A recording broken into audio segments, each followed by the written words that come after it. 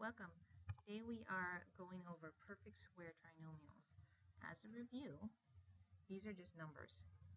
This, does it show up? Here we go. This number right here, or this algebra tile graphic, shows 15 can be factored into 3 times 5. Some numbers can be arranged as squares, and we call them perfect squares if they make an exact square. So here we see that 9 is the same thing as 3 times 3, or 3 squared. This number is 25. 25 is the same thing as 5 times 5, or 5 squared. We call it a perfect square because 25 can be arranged into a square, and notice that the factors are identical. Okay. We can do the same thing with polynomials. Our polynomial is right here. We've got 4x squared. Notice the 4x squareds. We've got 9. Notice the 9 units down here. And we've got 12 x's, which if we split them up evenly, make a perfect square. When we factor that, we end up with 2x plus 3 on one side and 2x plus 3 on the other side. Let's make it a little more abstract using numbers instead of algebra tiles. If we were to factor this, first we would say 4x squared, and we would put a 9 down here. We would use an x, and we would put 36x squared, and 12x here, and we'd end up with 6x and 6x, which we could put in. Notice our 6x's match what we have with our algebra tiles. If it's a perfect square trinomial, you will end up taking this middle term and just splitting it in half. Then when you find your greatest common factor, you'll simply have 2x plus 3 and 2x plus 3.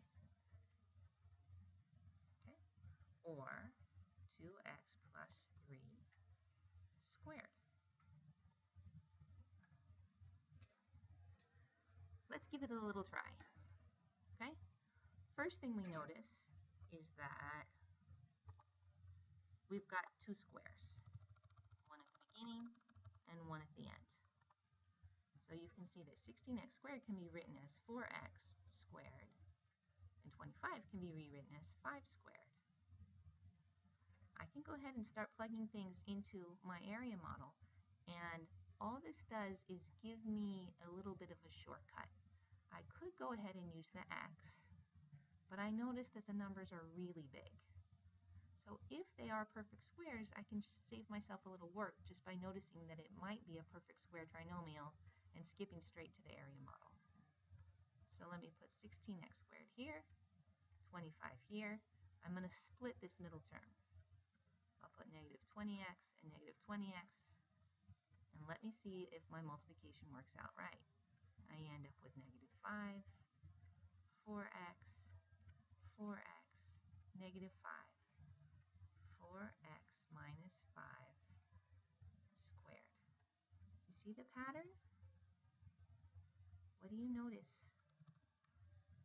about the terms? How does this relate to the first term? How does this relate to the second term? Where does the negative sign come from? Okay, let's try another one.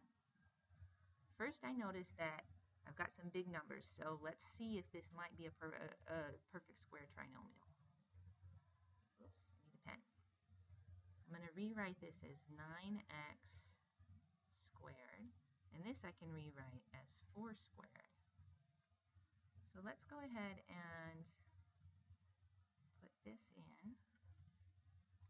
I'm going to split this in half. 72 divided by 2 is negative 36x, negative 36x.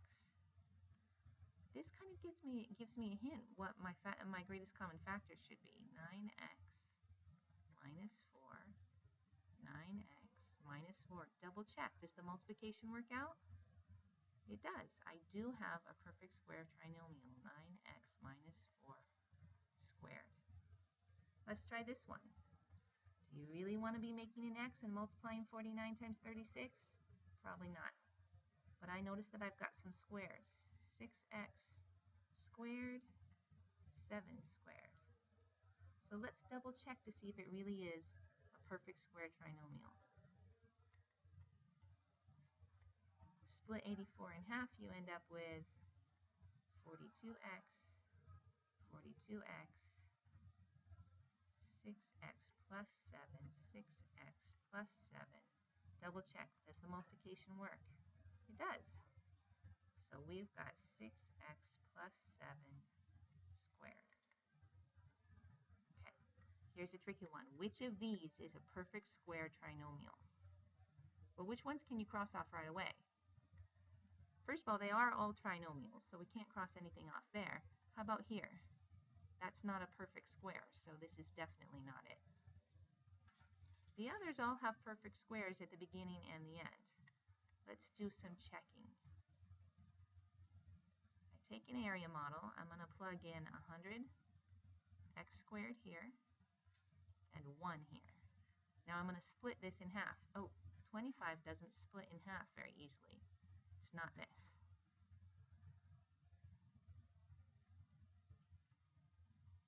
Let's try this one. Let's plug in 4x squared. Let's plug in 9. Split negative 12x in half.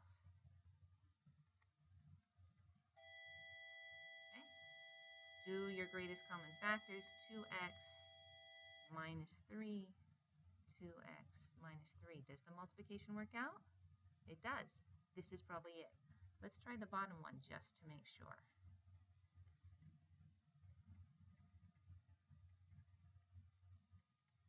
Okay, split 28 in half.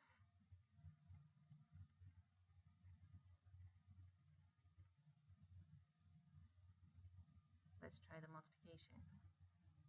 I end up with 7x and 2, 7x and 2. Oh, what's the problem? When I check my multiplication, what's wrong? The sign is off. Do you see how the negative sign is here? We could have just looked at that and said perfect square trinomials always have a plus here. They might have a negative here, but they always have a plus here. This one's not it. So here's our perfect square trinomial, and it's 2x minus 3.